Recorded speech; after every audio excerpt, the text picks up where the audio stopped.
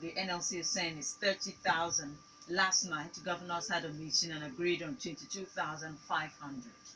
There's yet to be an agreement from Labour on this amount that was adopted by the governors. But I want to know, is Abia ready if a minimum wage, if this 22,500 is adopted, for example, can Abia pay?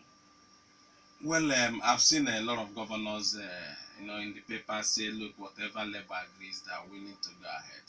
For us in the state, I don't think we are very, very worried. This has also brought to light some of these things we say. People think we are doing propaganda with what we are doing. As at the last count, Abia pays 23,000 minimum wage. Really? I'm telling you. The labor leaders were in my office yesterday. They were trying to argue that it's 21,000. I told them no. I paid these salaries. I know what we pass through. I know the figures. Go and confirm from any new employee what he or she takes in. I also use this opportunity to open it to the public. We are going to give opportunity for 5 minutes, Colin. If any new worker, at the end of the day, the alert is not more than 23,000. It's not to 23,000. Let the person call it. Then we'll now go back to our figures. So for us, they said they've arrived at 22.5, and Labour is saying no. But well, it's still within what we are doing. We are not going to go back to 22.5. We still want to continue what we are doing, and that reinforces what we have always said, that Abia pays the highest in the whole southeast.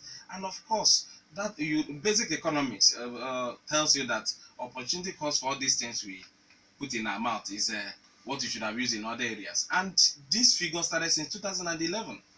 If you have started paying these figures in 2011, imagine what we would have saved, assuming we stick to that 18,000. So for those of them who call in, for those of them, when we tell them that most times what we use in paying 1 month here is what others use in paying 2 months.